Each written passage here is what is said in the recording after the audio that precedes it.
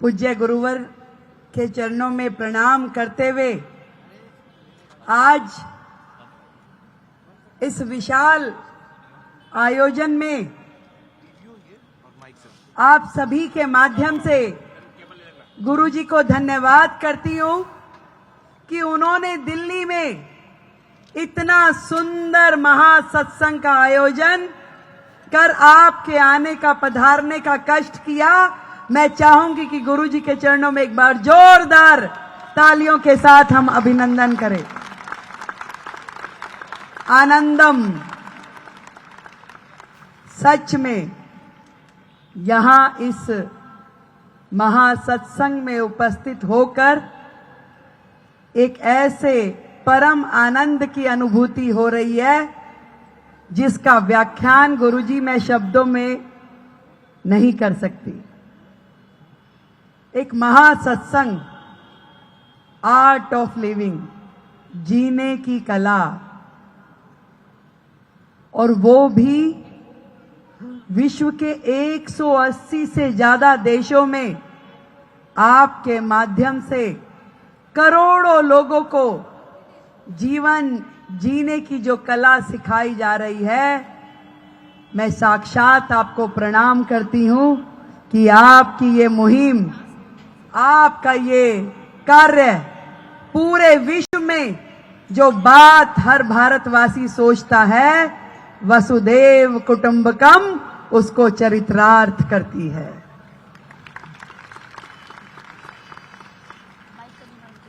मुझे ध्यान है गुरुजी, जब आपके माध्यम से हजारों आर्ट ऑफ लिविंग के वॉलंटियर्स ने यमुना घाट पे सफाई का कार्यक्रम लिया, जिसमें हजारों ट्रक कूड़ा निकाला गया, वो आपकी मुहिम इस दिल्ली में इस बार बदलाव की कारण बनी। वो यमुना मैया जिसको आपने स्वच्छ करने का मुहिम उठाया, आज दिल्ली में बहुत बड़े पैमाने पे झाड़ू लग गई।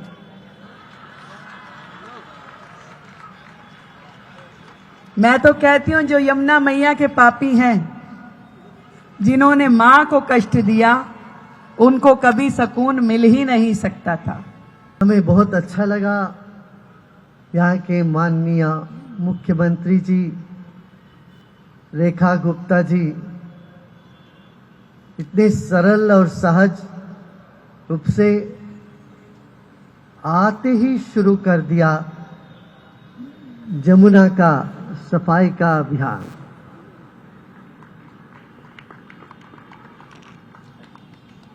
दो 2008 में या 10 में हम लोगों ने शुरू किया था, मेरी दिल्ली मेरी जमुना।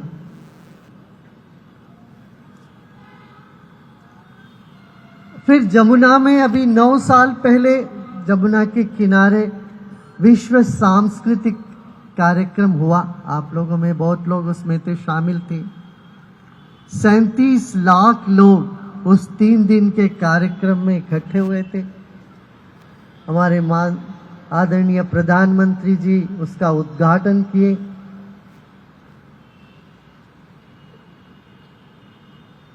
आज भी दुनिया उसको याद करती है, ऐसे कार्यक्रम।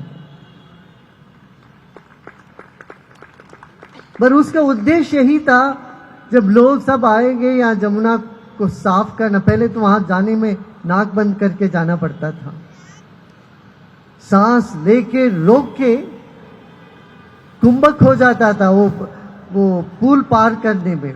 नोएडा जाना हो तो सांस लेके रोको, फिर वहां से उधर जाओ, फिर सांस लो, ऐसी हालत थी। मगर वो झाड़ू से नहीं हो पाया। उसकी सफाई के लिए मशीन चाहिए, डबल इंजन मशीन, जोड़ के वहां के कचड़ों को साफ करने के लिए बड़ी मशीन की जरूरत पड़ गई। अब पूरी आशा जागी है सब में, जमुना का जल स्वच्छ हो जाए, पीने जैसे हो जाए। जिस जमुना के किनारे में रासलीला रची गई, जो प्रेम का प्रतीक है, गंगा जो ज्ञान का प्रतीक है, ऐसे गंगा जमुना मिलकर जो त्रिवेणी संगम में अभी अभी 2-4 दिन पहले 3-4 दिन पहले तो कुंभ का समापन हुआ, महाकुंभ का। क्या अद्भुत मानवीयता का एक अद्भुत उत्सव रहा हो। ऐसी उत्सव कभी दुनिया में कहीं भी हुई नहीं। करोड़ों लोग एक जगह आए, कोई क्राइम नहीं है, एकदम नो क्राइम एट ऑल। वो एक नजर लगी बोलते हैं ना, एक ऐसी एक दुर्घटना वहां हो गई, वो थोड़ा दिल को दुखाने वाली थी बात, पर इतनी बड़ी संख्या में लोग आए और उनकी जो श्रद्धा वहां देखने को मिलती है। श्रद्धावान लभते ज्ञान, श्रद्धा होने से ज्ञान की प्राप्ति होती है। ज्ञान से जीवन सुगम होता है, सुख मिलता है। तो अब हमारे भीतर यदि उत्साह जागना है और लोगों में आनंद को लाना है, तो हमें ज्ञान, भक्ति, सत्संग ये माध्यम बने। कल ही हम कह रहे थे, जब राजाश्रय होता है वो धर्म फलती है, और धर्म की रक्षा होती है तो धर्म हमारी रक्षा करती है। तो इसलिए ये बहुत आवश्यक है, राजभार संभालने वालों को वो आदर्श बने और धर्म की जो मूल बात है अध्यात्म को माने। आध्यात्मिक बल से ही जीवन में बल मिलेगा।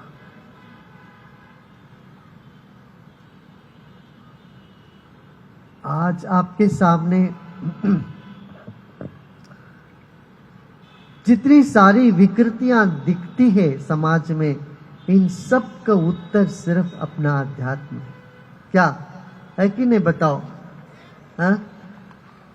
अध्यात्म पथ में कोई चलता है तो विकृतियां जीवन से हट जाते हैं, जीवन से हटकर समाज में से दूर होने लगती है। इसलिए समाज में सुख शांति के लिए गान, ज्ञान और ध्यान, ये तीनों चीजों को हमें अपनाना है। आज आपके साथ एक और चौंकाने वाली बहुत स्वारस्यकर बात मैं आपको शेयर करना चाहता हूं। आपने सुना ही होगा, 1000 साल पहले भारत जो सोने की चिड़िया रही, या मोहम्मद गजनी आए, लूटे 18 बार, 17 बार लूटने के बाद 18वां बार वो शिवलिंग जो था उसको तोड़ दिया। उस शिवलिंग की कहानी तो अब सबको पता है। चंद्रदेव ने स्थापना करी, इसलिए उसको सोमनाथ का नाम पड़ा। और यह शिवलिंग भूस्पर्श नहीं कर रहा था, पृथ्वी से ऊपर था, 3 फुट ऊपर ही वो शिवलिंग तैरता रहा। इस शिवलिंग को तोड़ने के बाद हम हजारों लोग कुर्बान हुए उस जंग में। 50,000 से ज्यादा लोग अपना प्राण त्यागे वहां पर। तब उसके जो टुकड़े थे उसको कुछ अग्निहोत्री लोग अपने पोटली में बांध के दक्षिण की ओर चले गए, दक्षिण भारत। वहां वो रखे रहे, उसको शिवलिंग का रूप दे दिया, वहां रखे रहे। और 100 साल पहले उन्होंने कांची के जगत गुरु शंकराचार्य जी से पूछा, हम इसका क्या करें? तो उन्होंने कहा, और 100 साल तक इसको बाहर मत लेके आना। तो फिर वो रखे रहे। फिर उन्होंने कहा राम मंदिर बन जाएगा। उसके बाद शंकराचार्य जी ने, अभी का जो विजेंद्र सरस्वती शंकराचार्य, सबने कहा कि इसको ले जाके बेंगलुरु में ऐसे गुरुदेव है उनके पास देना। तो वो लाके दिए हैं।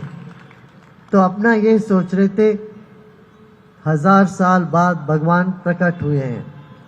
वैसे हम सबके दिल में रहते हैं, शिव तो कण कण में होते हैं, सब जगह होते हैं। कभी कभी वो स्थाणु में भी हो जाते हैं, माने प्रपंच में भी दिखते हैं। स्थावर जंगम दोनों में शिव, जंगम माने हमारे हृदय में, मनुष्य के हृदय में, और स्थावर माने ये संसार में भी दिखते। तो ऐसे शिव जी की प्रकट का उत्सव मनाएंगे पूरे देश में। रामनाथ से सोमनाथ तक, विश्वनाथ तक, पशुपतिनाथ तक, सब जगह सोमनाथ जाएंगे। फिर आखिरी में हमारे प्रधानमंत्री जी वहाँ सोमनाथ के जो मंदिर के ट्रस्टी भी है, उस सोमनाथ मंदिर में बाद में वहाँ पर भी ले जाएंगे, ऐसा सोचा है, तो संकल्प किया है। अब आपको दिल्ली वालों को पहले उसका दर्शन कराएंगे। हमारे आदरणीय मुख्यमंत्री जी उसको पुष्प समर्पण करेंगी शिवलिंग को। स्वागतम सोमनाथ, हर हर अति मनो